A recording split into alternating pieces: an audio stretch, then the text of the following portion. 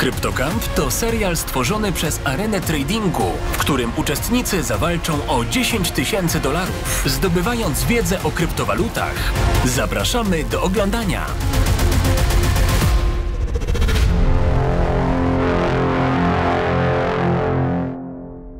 W poprzednim odcinku dzień rozpoczął się od lekcji z Łukaszem. Następnie uczestnicy wyruszyli na pełną emocji przejażdżkę po wydmach i pustyni.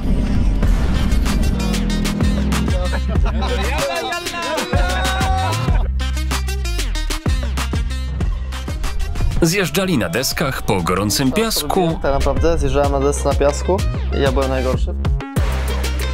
A potem, leżąc na pustynnych wydmach, oddali się medytacji. To była jednak dopiero rozgrzewka przed dzisiejszym dniem.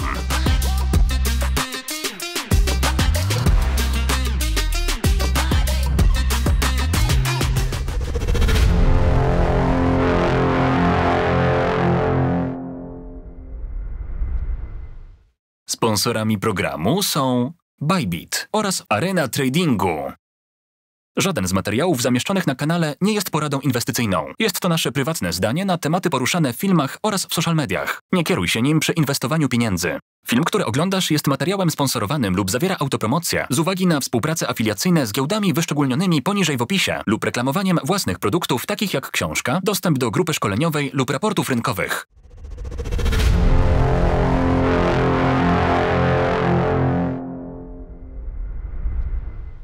Dzisiaj trochę grzeje, mamy kolejny dzień w Dubaju i sprawdzimy sobie, jak poradzi sobie Tomek, polski degen, z lekcją, którą przeprowadzi z uczestnikami, więc jestem mega ciekawy, czy im się spodoba, jak Tomek podoła, myślę, że da radę, ale po prostu zapraszam, sprawdźmy, jak to wygląda i czego możemy się spodziewać. Panowie, wstajemy, wstajemy! Każdy z nas uwielbia poranki, prawda? O co chodzi? Poranny trening? Kto nie będzie mógł utrzymać otwartych oczu, ten, no cóż, zostaje z piłką gimnastyczną jako poduszką. Dawaj, dawaj, Łukasz, kurczę. Że musieliśmy wstać bardzo wcześnie. Mieliśmy trening z Tomkiem, to nas też zaskoczyło. Dzień dobry. Dzień dobry. Jest 5 rano czasu polskiego. My chcemy spać. Dzisiejszy dzień będzie o jakby mojej niszy, w której się obracam na rynku kryptowalut, czyli low-capy, memcoiny i generalnie takie środowisko bardzo ryzykowne. Słuchajcie, nawiązując do tego odcinka, mamy dla Was ciekawy konkurs. Główną nagrodą w tym konkursie będzie roczny dostęp do Areny Tradingu w pełni bezpłatnie. Zasady są takie, że trzeba w opisie napisać swój numer UID z Bybita oraz także wytypować jednego altcoina z właśnie giełdy Bybit, który tam się znajduje, który Waszym zdaniem do końca tego roku, czyli do Sylwestra, osiągnie największe wzrosty procentowe. I osoba, która wytypuje ten projekt najwcześniej i po prostu ten projekt właśnie te wzrosty największe wykręci, otrzyma od nas właśnie taki roczny dostęp do areny, więc po prostu myślę, że warto jest coś takiego po prostu zrobić. No a teraz jedziemy na taką atrakcję, która myślę, że części z Was być może otworzy jakoś oczy, poszerzy Wasze perspektywy, horyzonty, być może części z Was pomoże pokonać strach, taki najbardziej pierwotny strach, jaki chyba jaki istnieje. Bo generalnie Marek tutaj jest osobą, która ma lęk wysokości, prawda? I o to chodzi dzisiaj. O shit, kurwa. Wiedziałem, że wziąć GoPro. A w krypto chodzi o to, żeby pozbyć się lęku, bo nie można się bać, bo wtedy zginiesz na tym rynku, więc chyba najpierw musimy pozbyć się lęków, a potem możemy iść do memcoinów. Parkingu. Nie, będzie. Fuck. Co będzie? Tu coś do góry się unosi. Wstawiam 70%. Na pewno w powietrzu coś. 100% strach. Ale kurde, no to, że nie wiem dokładnie i to, że to będzie w powietrzu, to też nie jest fajne uczucie, ale zobaczymy. Nie, no nie poddaję się, wiadomo, tak na rynkach tak też jest, w życiu ogólnie, ale no też są jakieś limity. podejrzewamy, że to będzie coś związane z helikopterami, ale jak tutaj teraz się skupić i cieszyć, że będziemy mieć taką fajną okazję polatać helikopterem. Jeżeli za parę godzin dowiemy się, czy jest akceptacja ETF-u na Ethereum, ciężko być w momencie. Ciężko naprawdę się skupić na tym, co jest teraz i cieszyć, bo ciągle się coś dzieje, jest taka duża zmienność. Dawaj, dawaj. Musimy robić. Marek, jesteś tu? Czekamy na ciebie. Nie chowasz się tam, nie? Marek, nie będzie tak źle, chodź. Ja nie czuję strachu już. Tyle lat. Kwestia doświadczenia. Jak się widziałem na tym rynku już tyle rzeczy, to jest inaczej.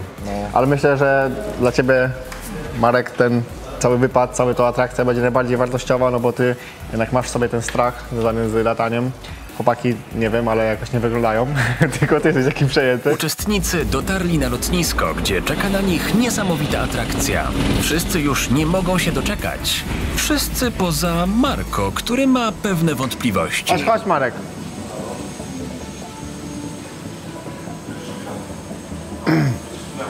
Wygląda na sprawnie. Mam coś metalowego, nie mogę iść.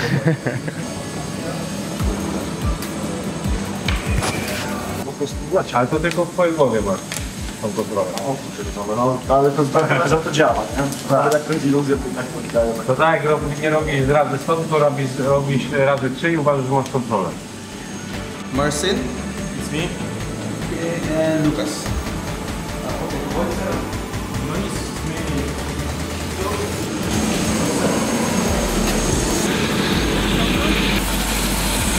Ciebie trochę ludzi. Odpalisz albo od razu klikasz. Jest zajebiście. Więc mamy lekkie problemy techniczne, ponieważ okazuje się, że ważymy za dużo. Musimy zmienić helikopter, bo jesteśmy za ciężcy. Przyleciała nasza maszyna, zmienili ją, mam nadzieję, że jest lepsza, że uniesie nasz ciężar. No i zaczynamy zabawę.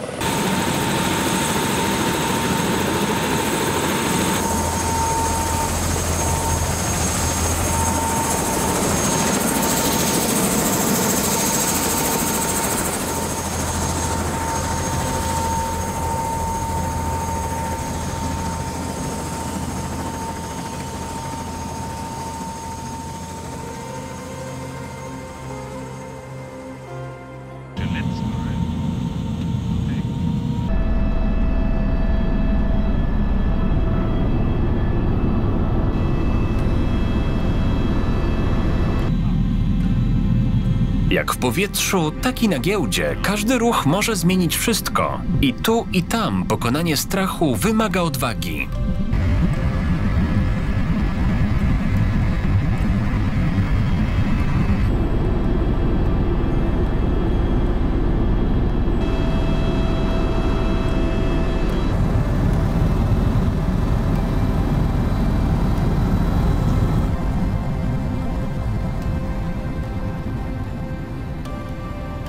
Patrzymy z góry, no i dla mnie osobiście jest to mega fajne, takie, wiecie, cieszy oko. Dla mnie to piękno wizualne i też przede wszystkim widać, jak my jako ludzie pchamy te limity do przodu, jeżeli chodzi o konstrukcje architektoniczne.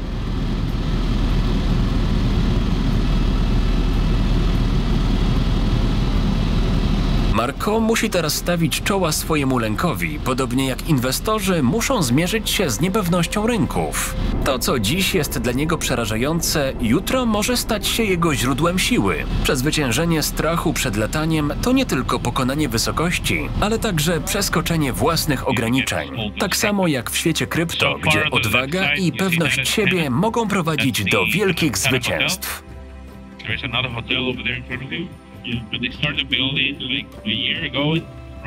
Niech ta podróż w powietrze przypomni nam, że najcięższe bitwy to te, które toczymy wewnątrz siebie. W każdym z nas tkwi potencjał, by wznieść się ponad swoje obawy i osiągnąć wysokości, o jakich nie marzyliśmy.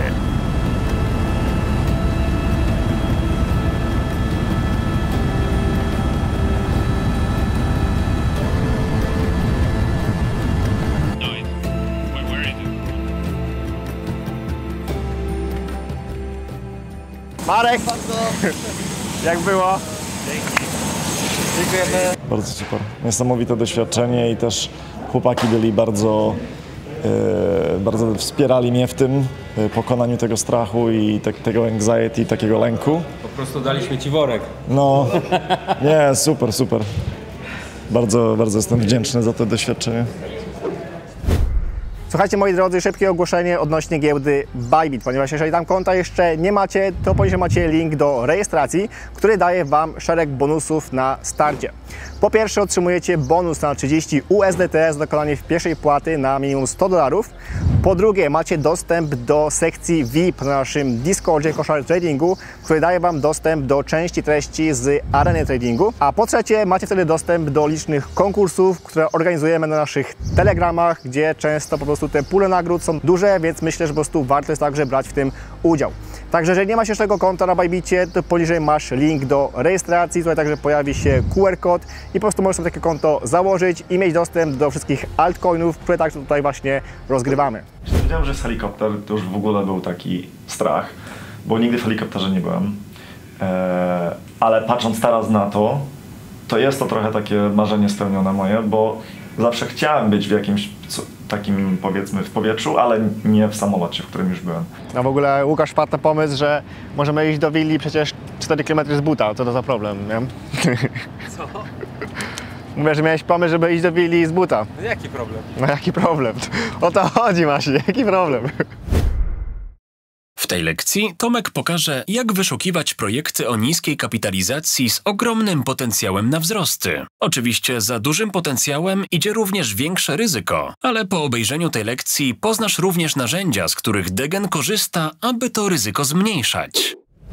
W tym odcinku z naszymi uczestnikami będziemy omawiali tematy związane z low-capami oraz memcoinami.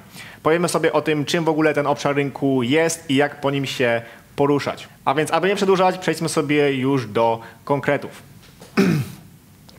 Dobra panowie, witam Was ponownie. Jesteśmy już po locie, po treningu. Jesteśmy naładowani endorfinami, adrenaliną. Powiedzcie mi, jak Wam się w ogóle podobało, jak ten lot generalnie odczuwaliście? Fantastycznie. Ja spełniłem swoje marzenie. Pierwszy raz leciałem helikopterem, więc coś niezwykłego dla mnie. Okej. Na początku, może podczas lotu czułem, że coś trochę mi było niedobrze chwilowo, ale już potem było dobre, już potem było wszystko ok, więc coś niezwykłego, żeby zobaczyć Dubaj z góry, tak naprawdę, całe miasto, więc super. A jak Marek u Ciebie, bo Ty przełamałeś w końcu swój strach, tak? No na początku było trochę słabo, ale później jak już byliśmy powiedzmy w górze, no to mega widoki i się tak zapomina o tym strachu i jest się w momencie. Okej, fajnie. Dobra, przejdźmy sobie do konkretów panowie, ponieważ dzisiaj będziemy omawiali obszar rynku, który dla każdego z Was podejrzewam, że jest czymś nowym, ponieważ z tego, co już Was poznałem, to większość z Was raczej jest traderami, raczej gdzieś tam operujecie na Bybicie, na dźwigni, rozgrywacie jakieś tam altcoiny, bitcoina, ethereum, a więc jakby memcoiny, low-capy są dla Was czymś nowym, prawda? Tak.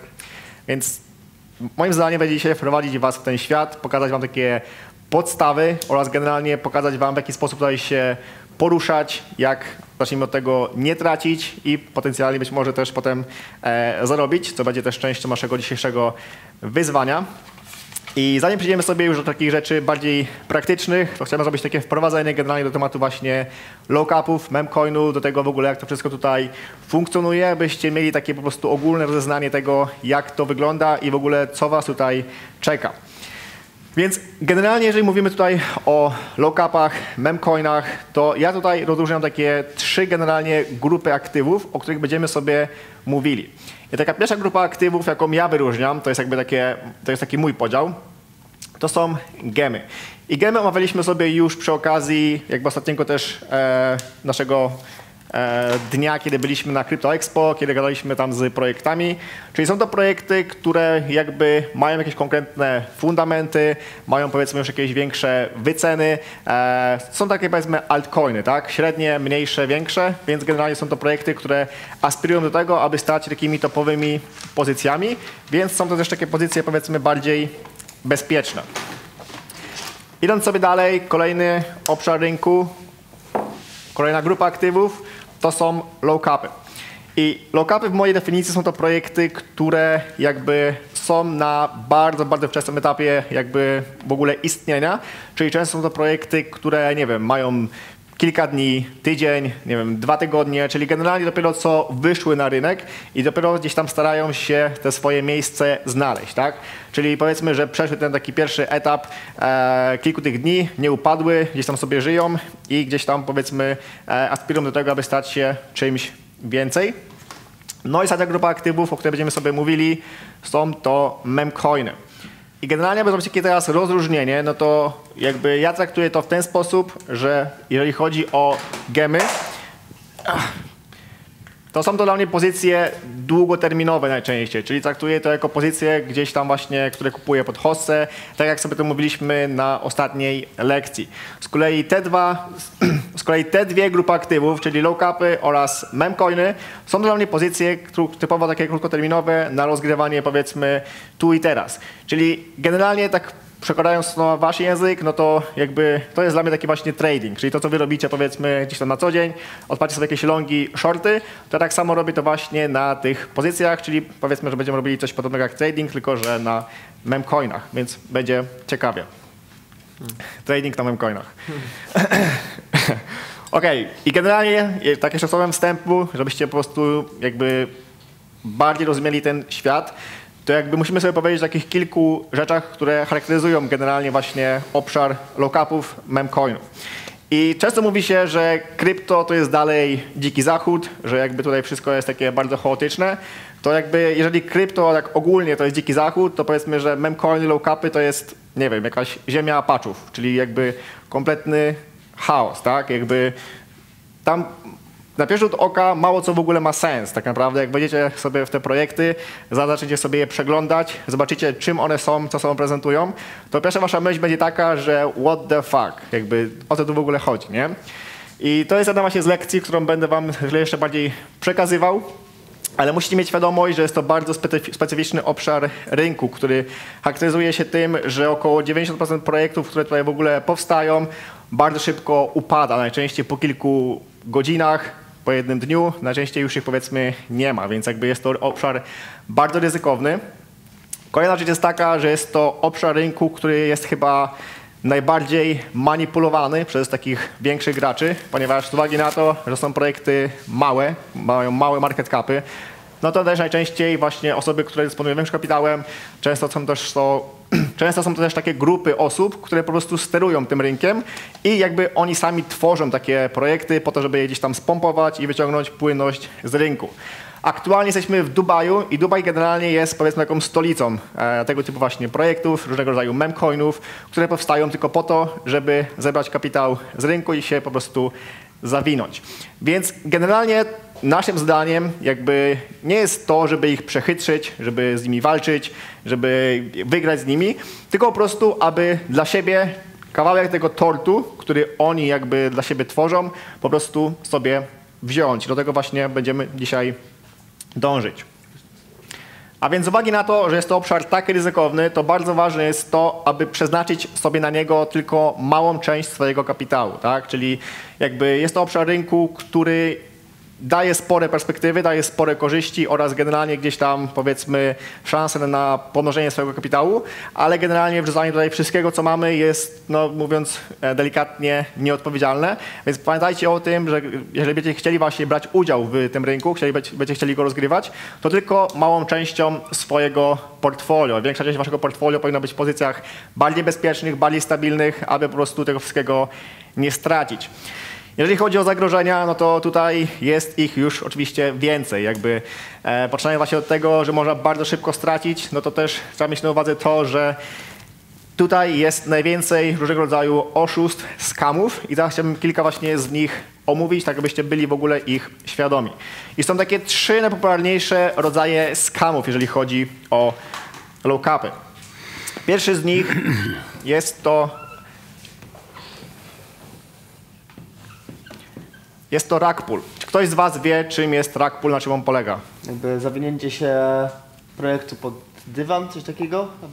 Nie, że pod dywan. No, coś... Zawinięcie się projektu jakby jak dywan, coś takiego? Coś jak dywan. Odlecieć na Kombinujesz dobrze. Coś takiego. Nie chodzi o to, że twórcy po prostu Zbierają hajs i uciekają. I znikają, no po prostu. Nie ma ich. Tak. Generalnie Tak dobrze kojarzę? mniej więcej tak, ale bardziej chodzi o to, że każdy projekt, jaki jest na rynku krypto, ma jakąś płynność, tak? Czyli głębokość jakby, gdzie można handlować, tak? Czyli no jakby musi być dodana para do danego aktywa, żeby można było na nim handlować. Czyli powiedzmy, tutaj wszystkie te projekty, jakie mamy, mają parę do ETH albo do zrapowanego ETH, czy tam do Solany, zależy to od sieci. I generalnie rug pull polega na tym, że twórcy tworzą projekt, dodają mu jakąś płynność, ludzie tam wpłacają środki, bo kupują, ta płynność rośnie i oni mają w kontrakcie zapisane, że tą płynność mogą w dowolnym momencie sobie wyciągnąć. I po prostu jednym kliknięciem wyciągają całą płynność i wtedy wykres robi tak. Ponieważ nie ma płynności, nie ma handlu, nie można już więcej z tym projektem nic zrobić. I to generalnie bardzo łatwo jest dzisiaj sprawdzić i pokażę wam, jak to zrobić, jak tego typu projektów unikać, bo dzisiaj nie jest to już problem, żeby właśnie to ustalić. Kolejny rodzaj skamu, bardzo taki popularny.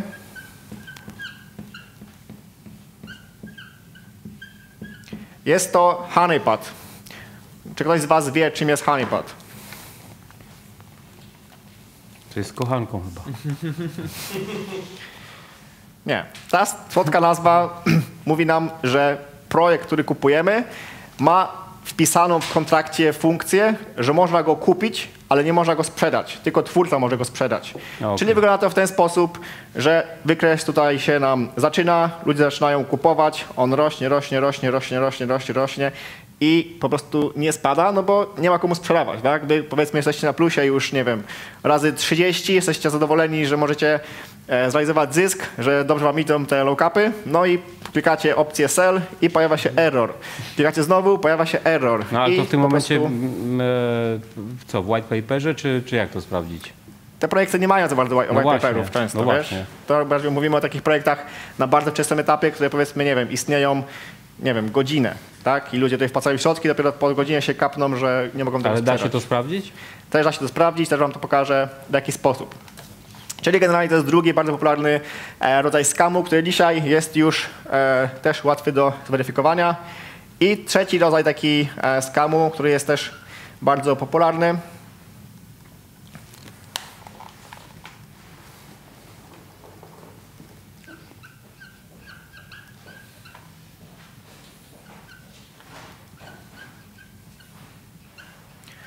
Czyli pump and dump. On nie jest może aż taki, powiedzmy, oczywisty jak te dwa, jest też cięższy do zweryfikowania. Pewnie wiecie, o czym tutaj mówię, tak? Typowe pump and dump, czyli wykres robi bardzo szybko tak i potem bardzo szybko tak, prawda? Ale z jakiegoś powodu robi do góry. Tak, no najczęściej jest po prostu tak, że jakaś grupa osób po prostu dany projekt pompuje, czyli go gdzieś tam kupuje, tworzy taką dużą falę zakupową, przez co ludzie łapią FOMO i jeszcze bardziej też się w niego ładują, przez co ta ściana zielona jest jeszcze większa, wszyscy już myślą, że lecimy to the moon, a jakby koniec końców największą jakby podaż trzyma pewna grupa osób zorganizowana, która w jednym momencie po prostu te tokeny sprzedaje i wykres spada i oni zbierają jakby tą płynność, którą inni po prostu wpłacili. I to jest trochę cięższe do zweryfikowania, bo to już wchodzimy w kwestie z holderami, z sprawdzaniem podaży i tym podobne rzeczy, ale to też wam pokażę, w jaki sposób można to weryfikować. Więc to są takie trzy właśnie najbardziej popularne rodzaje skamów, na które musicie w tym obszarze rynku uważać. Kolejna lekcja, którą bardzo lubię i która często śmieszy wiele osób, jest to punkt związany z tym, że trzeba obniżyć swoje IQ. I co przez to rozumiem? Sami zaraz zobaczycie, jakby czym są te projekty, sami zobaczycie, co sobą prezentują. I chodzi o to, że jeżeli macie takie podejście do tego, że te memcoiny to jest po prostu jakaś abstrakcja, że tam wszystko jest głupie, jakieś obrazki kotów, psów i tam robią milionowe zyski. Jeżeli będziecie myśleli w taki sposób krytyczny o tym obszarze rynku, będziecie jakby kwestionowali zasadność tych projektów, które jakby zasady nie mają zasadności, to po prostu to sprawi, że zamiast zarobić, to będziecie po prostu szukali jakiegoś sensu, będziecie szukali jakiegoś, nie wiem, usprawiedliwiania i tym podobnych rzeczy i po prostu to sprawi, że finalnie nie zarobicie.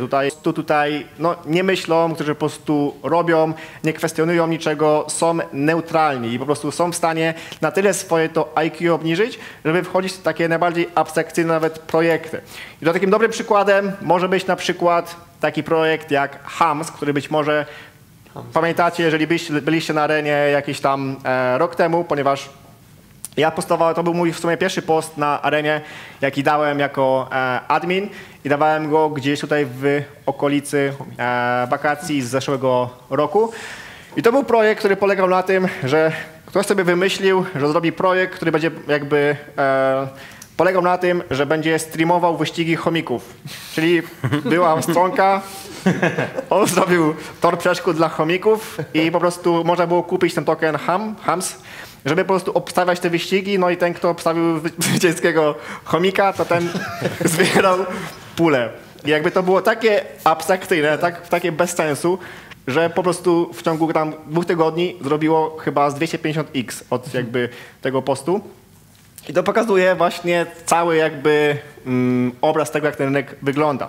I często jest tak, że im coś jest bardziej abstrakcyjne, bardziej nie ma sensu i jest bardziej oderwane od rzeczywistości, tym po prostu odnosi większy sukces. A więc na potrzeby jakby waszego wyzwania, które będziecie sobie realizowali, pokażę wam kilka takich podstawowych narzędzi, które posłużą wam do tego, aby samodzielnie później móc tych projektów szukać i sobie je rozgrywać. I przejdziemy sobie właśnie przez te narzędzia, pokażę wam tak jakby krok po kroku, czego jakby macie szukać, od czego macie zaczynać i po prostu jak to tak krok po kroku ma wyglądać.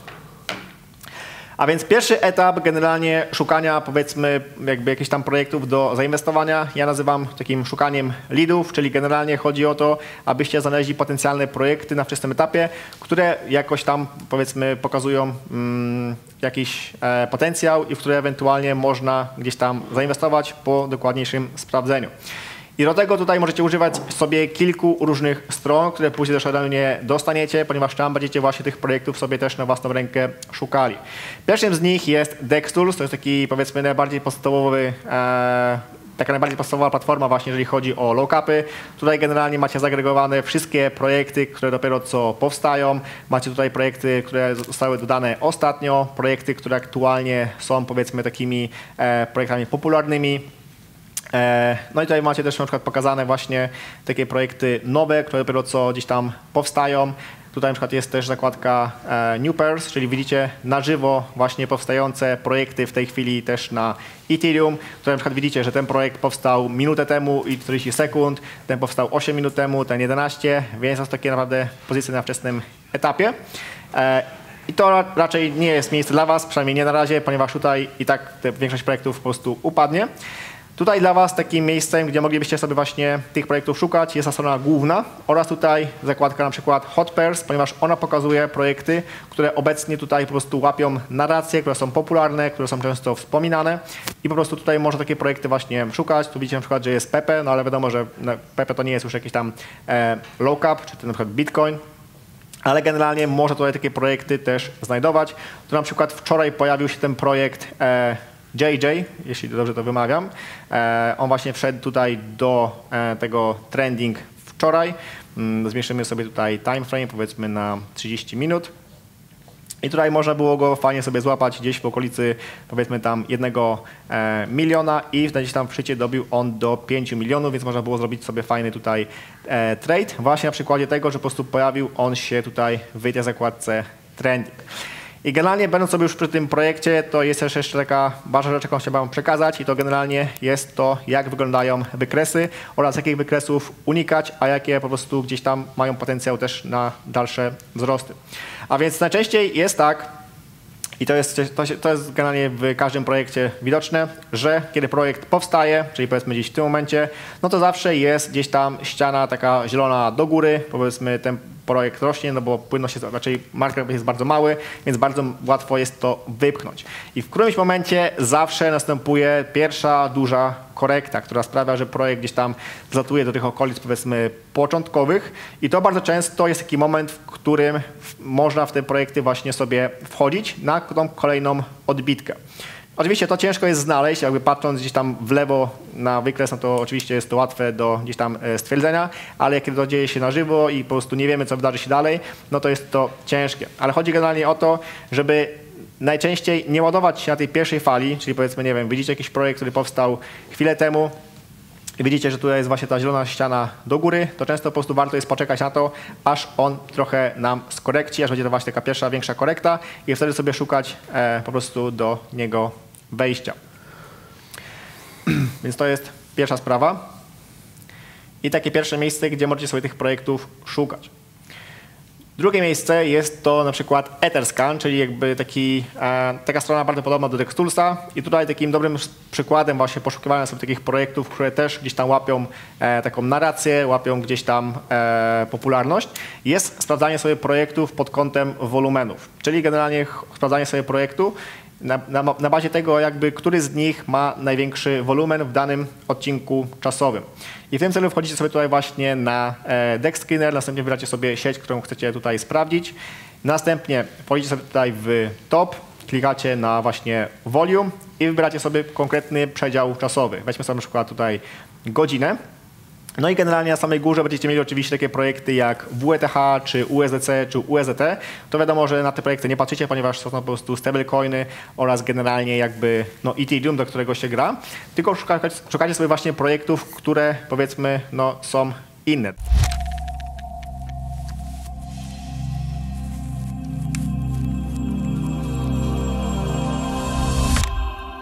Dobra panowie, drodzy widzowie, jesteśmy tutaj z naszym ekspertem od analizy technicznej i zrobię tutaj analizę naszego memcoina, który w tej chwili jest jakieś 90% na plusie. Czekamy na take profit i potrzebujemy pilnie eksperta, czy już sprzedawać, czy poczekać jeszcze. O, poszła jakaś pompka jeszcze. Generalnie zanim szybko tutaj zacznę analizę, chciałbym bardzo przeprosić mojego mentora ICT, ale teraz możemy przejść do konkretów, ok? To co tutaj widzimy tutaj, że zrobiliśmy niższy szczyt, niższy dołek i jest tutaj bearishowy order block, który jak na razie nie jest respektowany. Są ludzie, którzy generalnie tutaj się cashują, a w teorii algo na low capie odkupuje od nich to po niższej cenie, żeby ich później wywieźć, nie? Jak widzicie, generalnie zazwyczaj przy takich listingach są takie shakeouty i to jest zwyczajnie schemat akumulacji. Jesteśmy coraz bliżej, tutaj respektujemy tego fair value gapa, który nam powstał. Teraz jedyne, co mi się nie podoba, to że ta świeczka nie posiada tego wicka, nie? Generalnie masz, moim zdaniem, jedno z lepszych entry i jeżeli chciałbym narysować tutaj market maker buy model, o którym będziemy rozmawiać na moim webinarze, to widzę tutaj oryginalną konsolidację, dystrybucję, smart money reversal, w cudzysłowie smart money, bo jest to jednak low cap. I tutaj już jest strona kupująca, nie? Czyli mamy stronę sprzedażową, stronę kupującą, budujemy w międzyczasie liquidity. Podobają mi się tutaj te równe high. Generalnie wydaje mi się, że twój take profit jest tutaj jak najbardziej w punkt, nie? A takie pytanie, jaki poziom możesz określić teraz tutaj? To jesteśmy blisko, patrz, Biniu, pompuj! Generalnie zasięg danej nogi, z racji, że rynek jest fraktalny, zawsze budujemy tak zwanym odchyleniem standardowym. Jest to nic innego jak Fibonacci, nie? Jak tutaj określamy, że była ta noga manipulacyjna, to w teorii załóżmy, że to jest 12 open, 14, czyli rysujemy tak jakby świeczkę 4-godzinową, nie? I to by się pokrywało pewnie, że to jest noga 15-minutówki, więc taki zasięg finalny się pokrywa z tym finalnym liquidity, który jest mniej więcej na poziomach otwarcia tej świeczki, nie? Więc taki pierwszy, taki lepszy target, więc może Deger przesuniemy troszeczkę tych profit, albo coś zmniejszymy. Nie, no taki był plan pozycji, nie powinno się, generalnie chcemy was tu nauczyć prawdziwego tradingu, więc nie powinno się czegoś takiego robić, nie? Plan był tutaj, zaraz go zrealizujemy, będzie take profit, bardzo ładny trade, ale taki zasięg fajny, jeżeli byśmy zobaczyli akceptację ceny, to można by było zredukować trochę risk, nie? I wbić na przykład za pół tego, co wbijałeś w tym pierwszym tradzie, żeby później jeszcze coś podciągnąć i targetowałbym te poziomy. Więc drodzy widzowie, za chwilę być może tutaj zrealizuje się zysk, będziemy mieli wyjęty wkład, będzie pozycja bezpieczna i potem profesor Biniu powie nam, co robić dalej, żeby tutaj było zyskowne. Więc jasne. Czekamy na żywo. O, poszło. Mamy take profit. Brawo. Poszło? Jest 900 na plusie. Nice. Leci transakcja nasza, leci transakcja. Poczekajmy, czy pan nas nie zawiedzie. to się powinna pojawić w bloku, mam nadzieję. Jest cel. Jesteśmy. Jest nasza pozycja! Sprzedamy!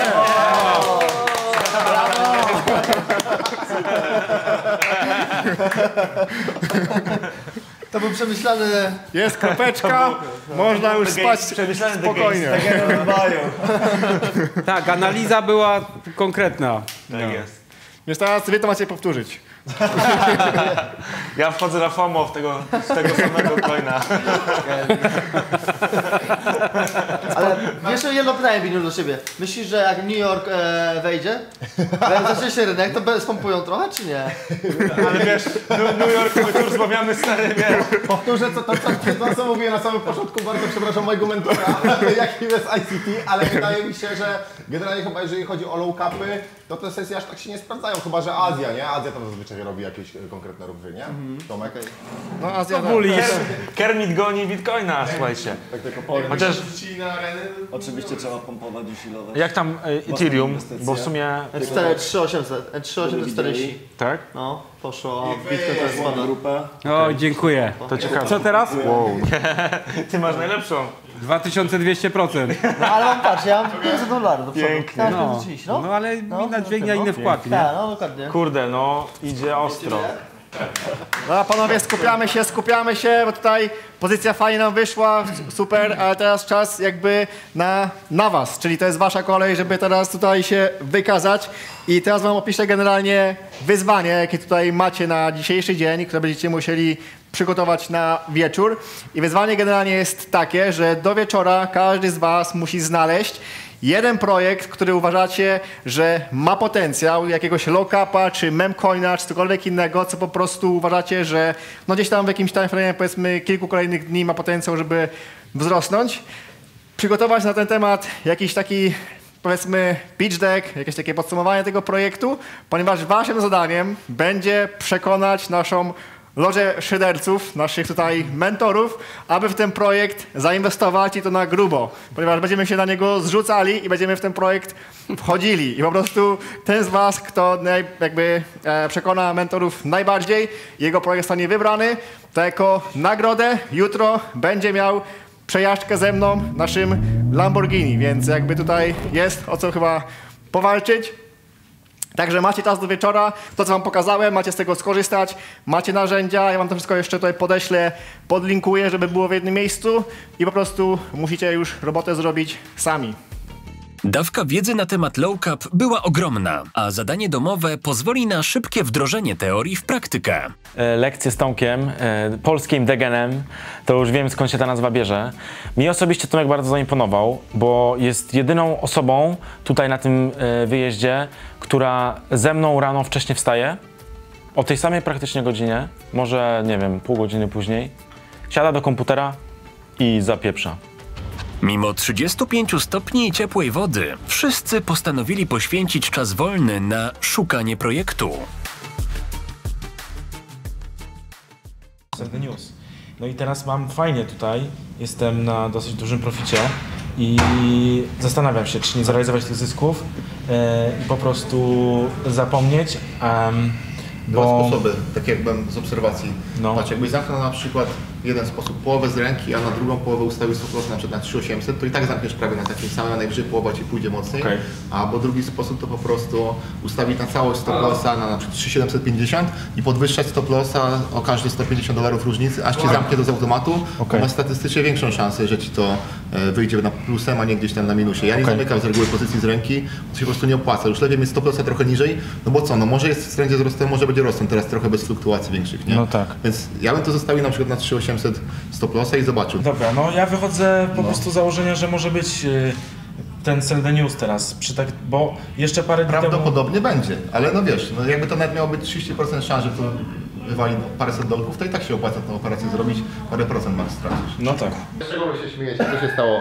Bo tutaj właśnie dzisiaj rozgrywamy te ETF na Ethereum, wieczorną akceptację potencjalną. Łukasz przed chwilą wyszedł z domu, tak się złapał za głowę, się tam przeklina, mówi, że zamknął niechcący Ethereum, tam longa, bo mu się palec ale idealnie na samym topie przed właśnie spadkami, więc teraz Łukasz widzisz. Ten się śmieje, kto się śmieje ostatni, możesz... 2400%. 2400%. Bo ty na dźwignię raz 100 grałeś, tak? Tak. No to fajnie. Elegancko. Tak jak uczyliśmy. Sam sobie mogę piątkę przebić. A właśnie to się chodziło, zobaczyć, co sobie mogę zobaczyć. Tutaj 500 Ile... i na drugiej, którą zamknąłem, było 1600% i 300. Także 3800. do przodu. To jest najważniejsze. I lecimy dalej. Będziemy robić teraz z Markiem krótki trening bokserski, trochę cardio. Następnie, przyszedł już Marek. Popływałeś chwilę, Dałbym piąteczkę, ale będzie ciężko. No i tak, Dokładnie. robimy trening z Adamem. Ja bym to może uznał, ten nasz mentoring od razu, który wygrałeś w pierwszy dzień. No w sumie. W drugi. Trochę salwa odpalimy i przy okazji się czegoś dowiesz. Dokładnie. Lewy. Lewy, wysłania bark i prawy.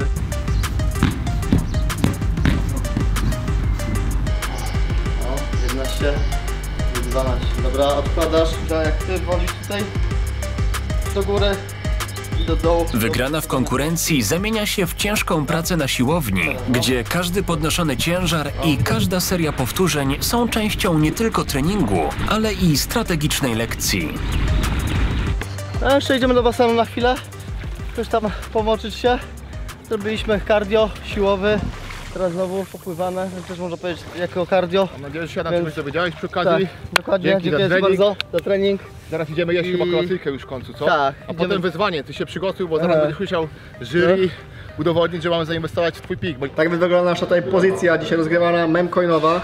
Tutaj wyciągnęliśmy wkład, obecnie na plusie jesteśmy jakieś razy $50. Tutaj widzimy bardzo ładnie, tutaj nam się wybiła ta pozycja, bardzo fajna szpila do góry. Generalnie już myślałem, że gdzieś tutaj na tym etapie już jest koniec, bo był spory minus nawet. Tutaj się koszowaliśmy z właśnie tutaj wkładem, jesteśmy obecnie na czystym plusie, dokładnie $828. No i musimy zdecydować, czy z tego wychodzimy, czy nie wychodzimy. Gdybyśmy dzisiaj rano przeznaczyli naszą wygraną $5000 w to zagranie, no to byłoby... To byśmy chyba mogli sobie kupić tutaj dom. Już jakby wyciągnęliśmy wkład, mamy tutaj czysty zysk, więc jakby jest git, a takie wchodzenie jakby dużym kapitałem na takie małe pozycje nie ma sensu, bo jest bardzo duży spread, więc jakby tracimy tak naprawdę na starcie od razu sporą część naszego kapitału. Dobra panowie, jesteś... Świeca. Mówiłem! Niech się dobrze. Biniu przed chwilą mówił, że będzie po plakach. Biniu przed chwilą mówił. Ale odbija, Ale tutaj Degen zgrywał bohatera. patrz jak jedzą to. Mieliśmy ustawiane. Było na plusie 850, jest 600. Pytanie panowie, czy zamykamy, czy trzymamy to the moon? 20%. Zgadzam się. Wszyscy się zgadzają? Jest potencjał przynajmniej na kilka minut. No, okay. Gratuluję. Dobra. Szybkie panowie, Bardzo.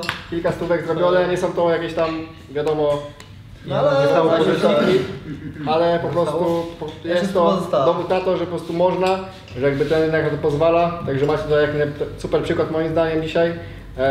No i teraz wasza kolej, żeby zrobić tak podobnie, bo chociaż to nawet przebić, tego wam życzę. W tym challenge'u uczestnicy muszą przekonać prowadzących, aby zainwestowali swoje środki w znaleziony przez siebie projekt. Powinni wykorzystać wiedzę, którą dostali od Tomka, aby uniknąć potencjalnych skamów, rug pulli i projektów, które nie mają szans, aby przynieść zysk. Pamiętajcie jednak, że nie zawsze na rynku jest okazja na profit wtedy, kiedy chcemy. Dlatego w tym wyzwaniu chodzi o to, aby nasi uczestnicy wykazali się umiejętnością przeprowadzania dokładnego researchu oraz umiejętnością perswazji, która jest również ważną cechą w portfolio umiejętności inwestora. Nagrodą dla najlepszego prezentującego będzie emocjonująca przejażdżka Lambo z Tomkiem po okolicach Dubaju, podczas której wygrany będzie mógł zadać mu dowolne pytania. Dobry wieczór moi drodzy, Tomasz z tej strony, a.k.a. Polski Degen i witam was w programie, który co prawda nie ma jeszcze swojej nazwy, ale być może kiedyś będzie ją miał.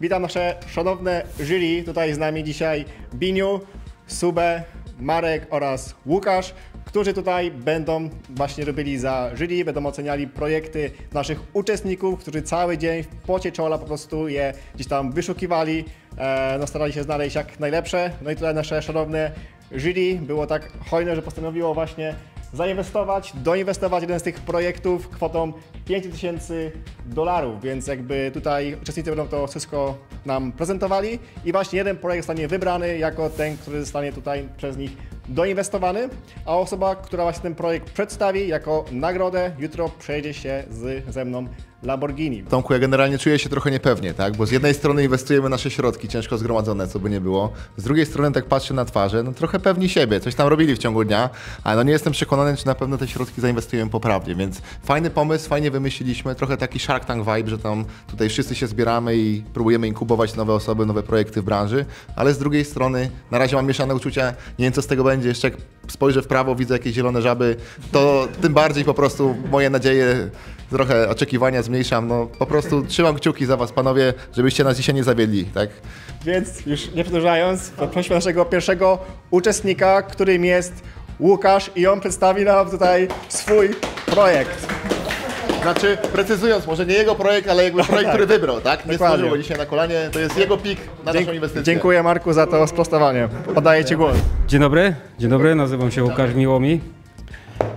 Zebraliśmy się tutaj, wy jako inwestorzy panowie, ja jako człowiek, który stoi za projektem, który pięknie się nazywa JJ z angielskiego.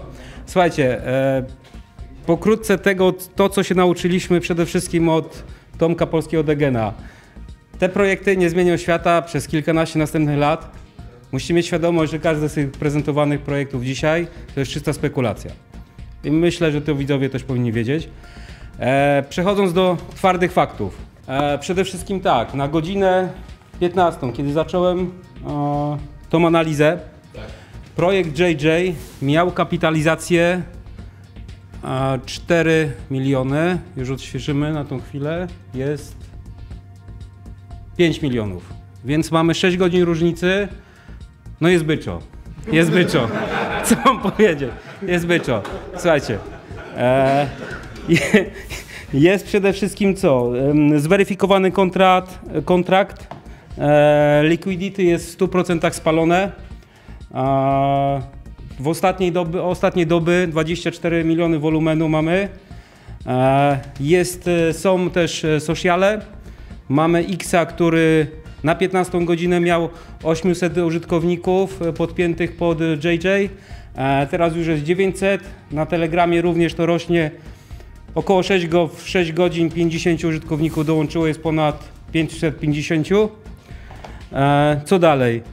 W Dexie mamy punktację tego projektu na 99 punktów na 99. Projekt jest od wczoraj. Żeby była jasność, tak jak mówiłem, czysta spekulacja, tak? Żebyście mieli pełną świadomość w to, co inwestujecie swoje pieniądze. Marek nie jest zachwycony tą informacją. Projekt jest od wczoraj. Słuchajcie, na GMN, na Dexie następnym możemy sprawdzić, że jest w top 3, jeżeli chodzi o ostatnie 24 godziny. Oczywiście na GMG jest również wyszukiwany w top 3. Także tutaj myślę bardzo duży plus. Uważam, że jest byczo. Jeżeli chodzi o Padre, możemy tutaj też sprawdzić, ile jest hodlerów. Jest to bardzo duża ilość. Jeżeli chodzi o sam projekt, wpisując go snajperów, czyli ludzi, którzy wchodzili jako pierwsi, w tej chwili są wszyscy wyprzedani. Top 10 hodlerów to jest 13% tokenów, więc jest byczo. Słuchajcie, wszystko.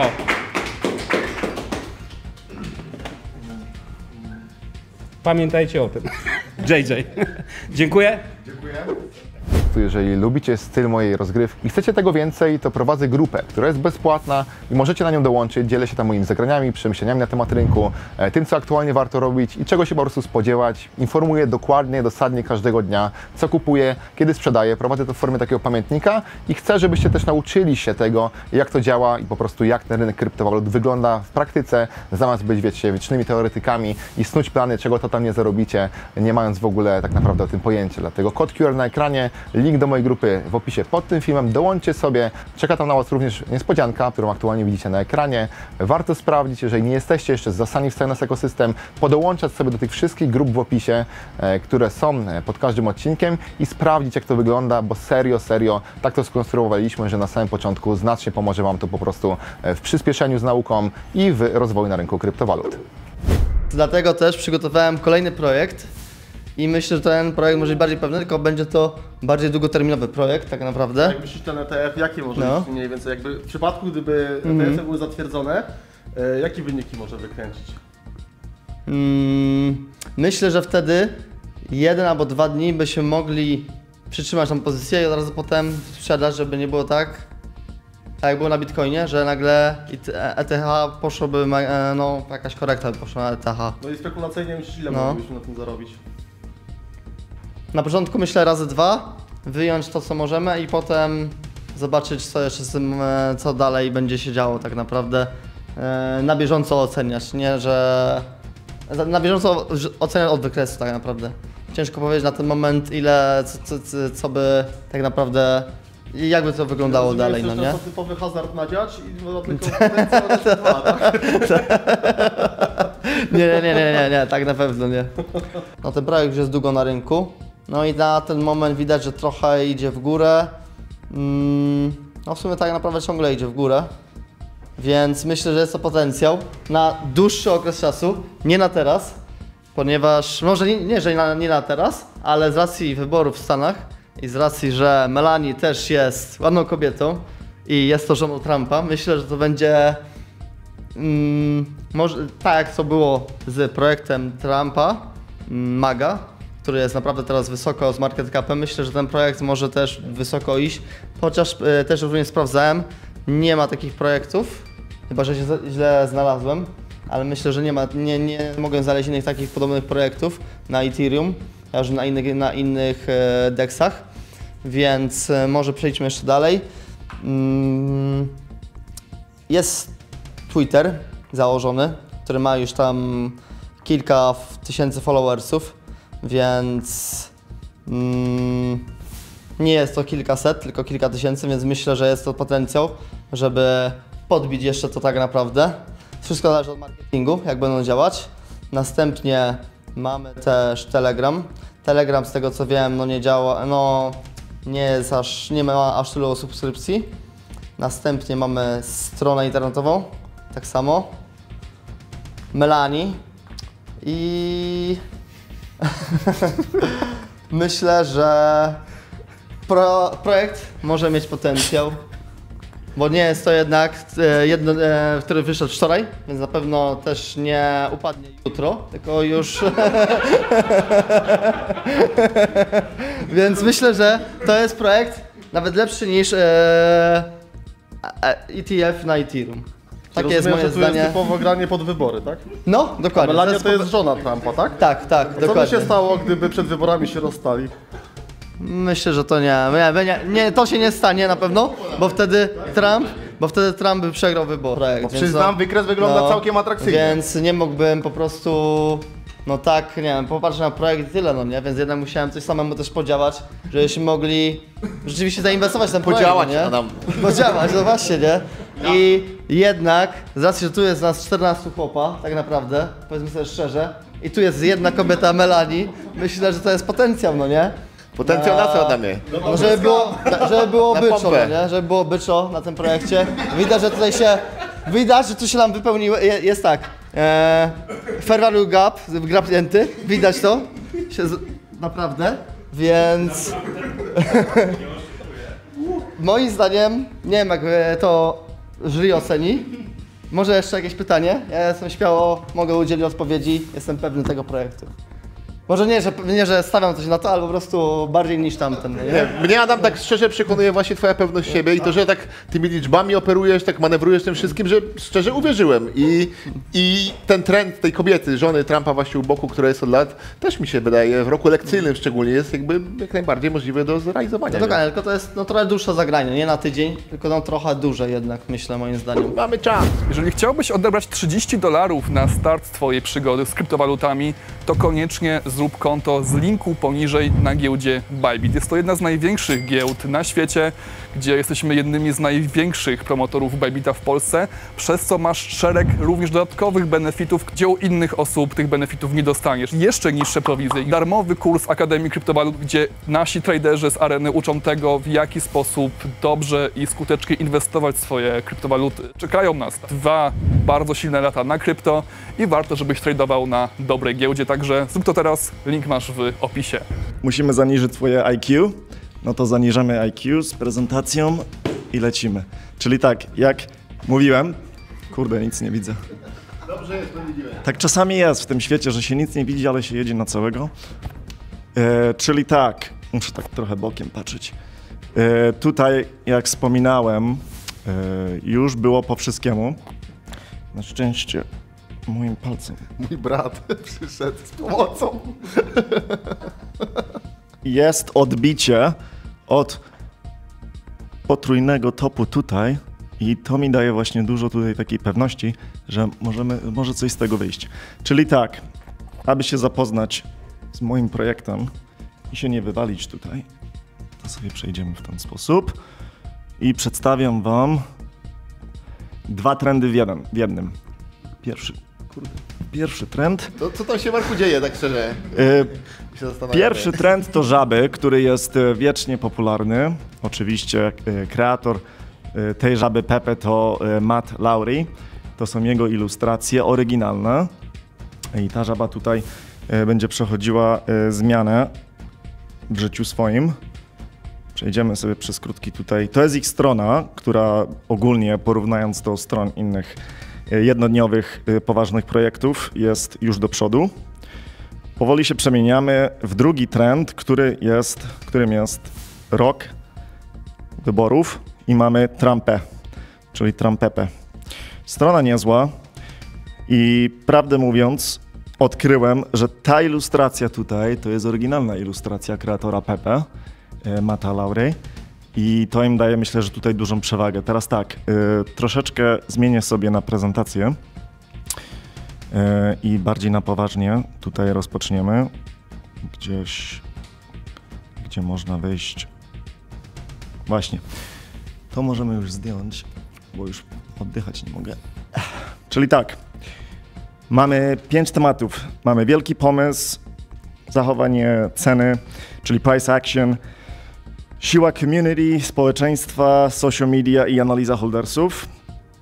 Myślę, że to są takie najważniejsze, o których dzisiaj Tomek mówił. Używając 3 platformy i social mediów sprawdzimy, jak to wygląda. Logo Trumpę.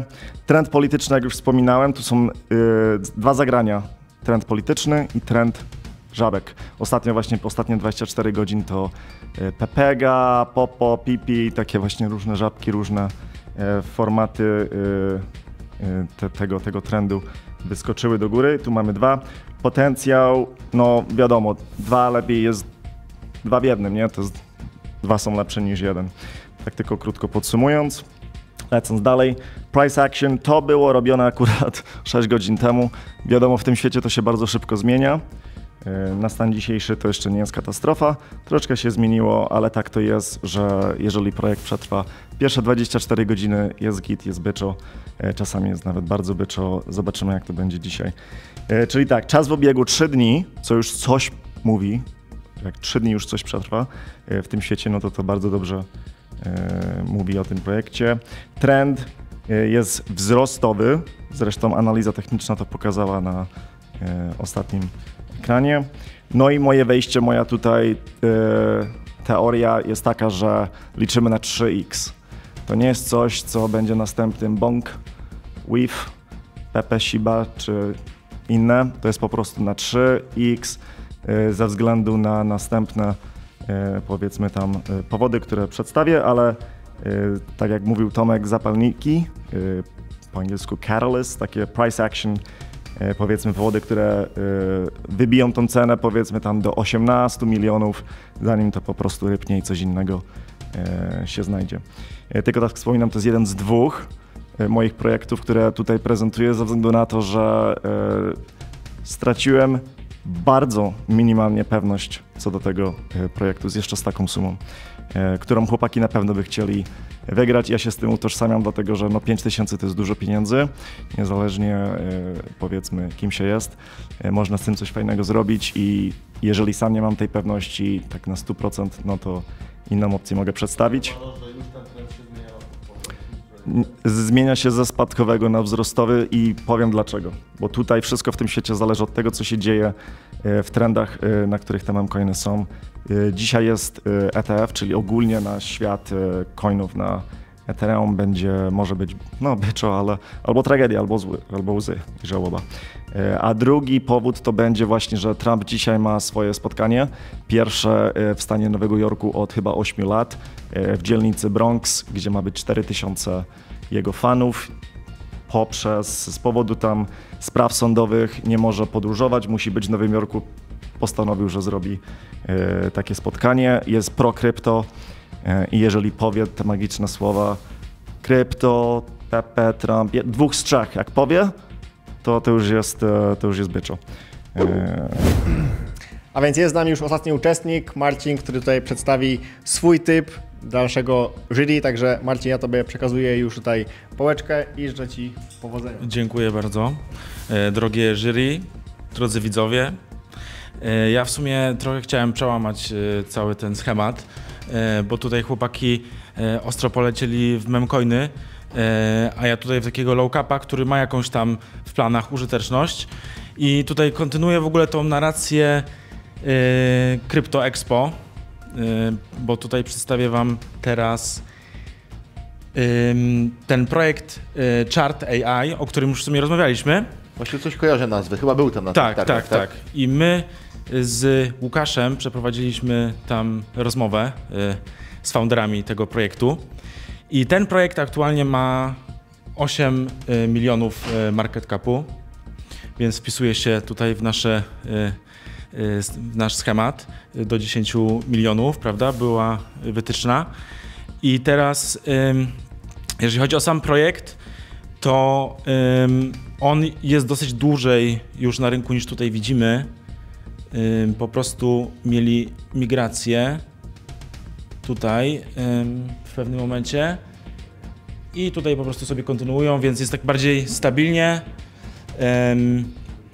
I powiem szczerze, że też właśnie rozważałem jakieś tam memcoiny, nie memcoiny, żeby było śmiesznie, ale później stwierdziłem, że w sumie ja bym nie zainwestował swoich pieniędzy w te moje pomysły, więc stwierdziłem, że jednak zmienię tutaj tą narrację, bo po prostu tak jak Tomek jest super, jeżeli chodzi o tłumaczenie tego wszystkiego, to naprawdę jest to taki bardzo dla mnie odległy świat i jest to, wydaje mi się, długo, no trzeba po prostu dużo czasu na to poświęcić, żeby rzeczywiście, wydaje mi się, na tej jakby niszy w tym rynku zarabiać.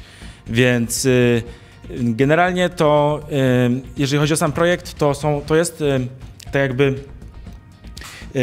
pomysł, który AI, które ma wspierać wszystkich z naszej branży, w sensie jeżeli chodzi o kryptowaluty.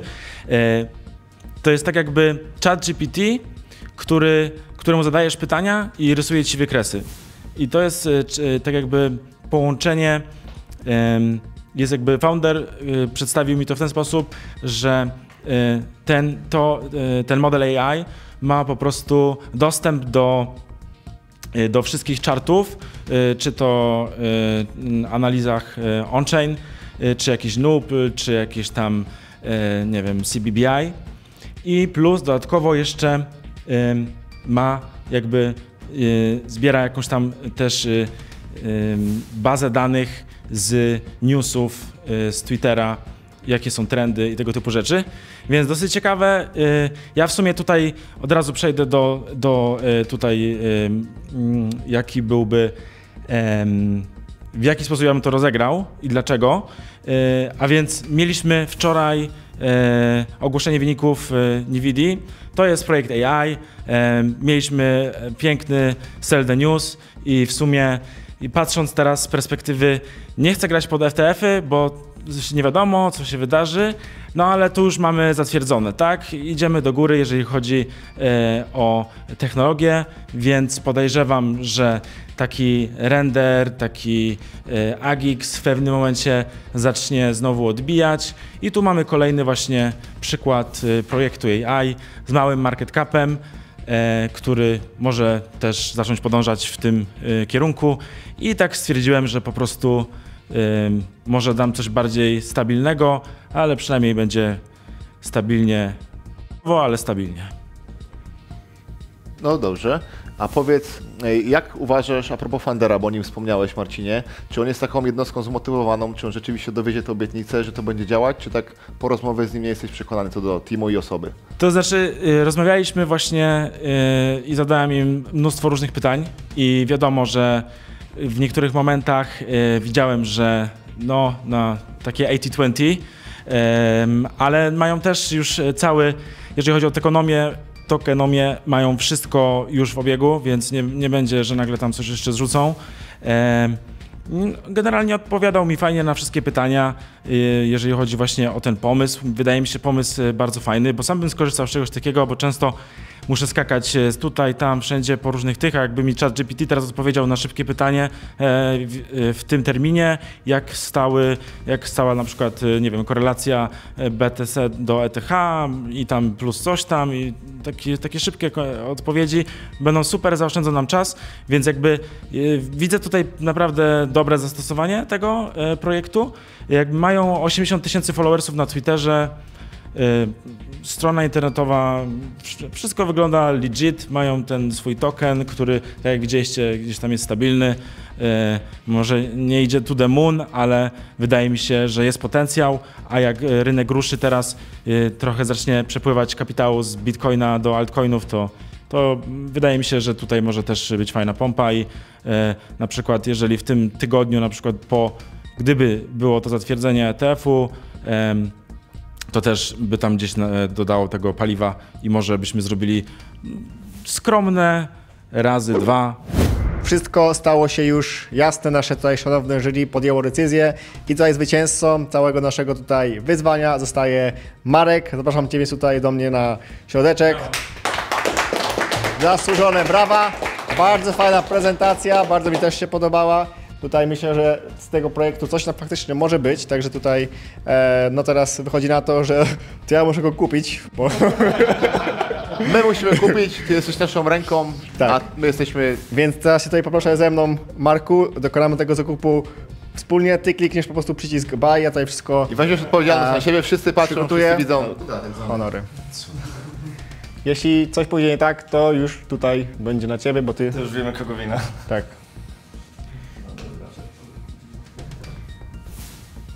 Raz, dwa... Oby przetrwało nas. No... Biniu, pompuj to, Biniu. Niech przejdzie tylko, jak przejdzie. Już pompuj, już pending, Glock poszedł. Żebyśmy mieli dobry order. No dobra, żeby po naszym poszło. Za wcześnie chyba jednak. Jeszcze nie. Czekaj. O, pojawił się zakup. Dawaj, Biniu. Sekundówkę, jest week.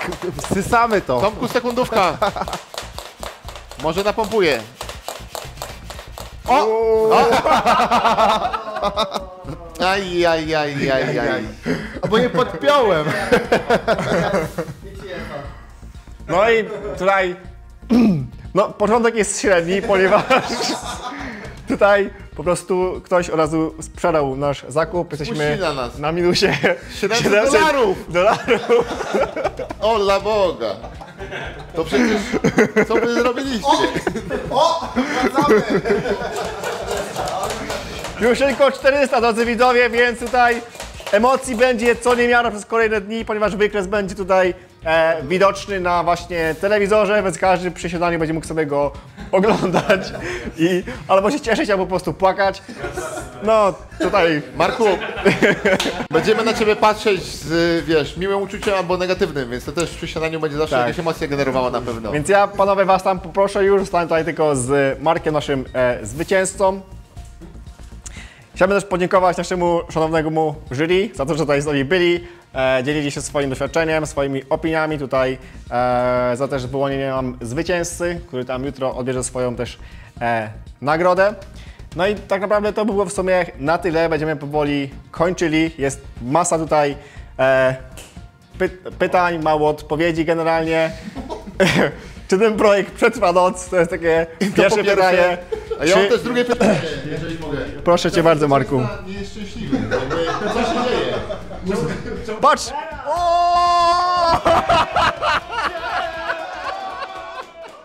W nadchodzącym odcinku No ale smutno mi, że odmawiam. Musimy poznać rynek z wyższej perspektywy. Marko ponownie staje w obliczu swoich lęków. Czy tym razem uda mu się pokonać strach, który nieustannie stara się go powstrzymać? Słuchaj, co czujesz? Unosić się nad ulicami tętniącego życiem miasta, z wiatrem we włosach i przestrzenią pod stopami.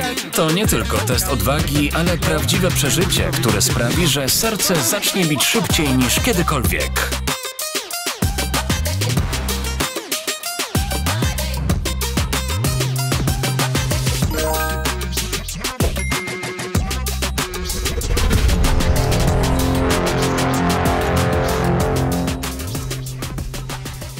Publikowane filmy na niniejszym kanale nie są poradą inwestycyjną. Każdy sam decyduje o swoich działaniach na rynku. Nie polecam nikomu kupowania kryptowalut, dźwigni, forexa, NFT, ani żadnych innych aktywów cyfrowych. Po prostu każdy samemu podejmuje tutaj świadome decyzje. Możliwa jest strata całego kapitału.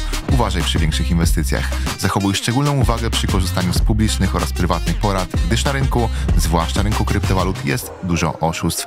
I kryptowaluty cechują się wysoką zmiennością. Szczególnie uważaj przy inwestycjach w nowe projekty, jeżeli na takowe się w ogóle decydujesz. Najbezpieczniejsze historycznie są Bitcoin oraz Ethereum i od tego każda nowa osoba raczej powinna zacząć, jeżeli w ogóle akceptuje jakiekolwiek ryzyko.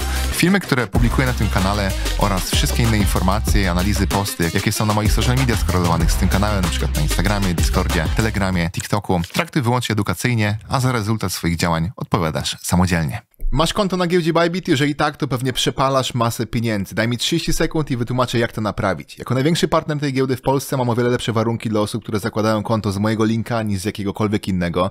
Ale jeżeli już masz konto założone miesiąc, 2 czy 2 lata temu, to ostatnio giełda wprowadziła możliwość podpięcia się pode mnie, dzięki czemu możesz korzystać z lepszych warunków, niższych prowizji i masy innych benefitów, jak darmowy kurs, VIP na Discordzie i różnego rodzaju turnieje, rozdania i giveawaye. Dlatego jeżeli chcesz mieć taką możliwość i przestać marnować różnego rodzaju prowizje i nie mieć dostępu do benefitów, które ci się należą, to zaloguj się teraz na komputerze na swoim koncie Bybit. To bardzo ważne, żeby było to z komputera, ponieważ wszystko pójdzie płynnie. I jak już się zalogujesz, wejdź w opis pod tym filmem, kliknij w drugi link, czyli przepisz konto pode mnie, klikasz to, u góry wpisujesz 24727, a na dole wpisujesz zapomniałem użyć tego linku. Prawdopodobnie wszystko pójdzie bardzo sprawnie, trwa to 15 sekund i na maila dostaniesz zwrotkę, czy się udało. Jeżeli nie, to wtedy wchodzisz w kolejny link z opisu i wchodzisz w PDF-a, który jest u mnie na Telegramie, gdzie masz instrukcję, jak przenieść KYC, czyli założyć nowe konto i totalnie w pełni poprawnie za tutaj zgodą Bybita przenieść KYC na nowe konto, które będzie zarejestrowane pode mną. Więc ten pierwszy sposób jest łatwiejszy.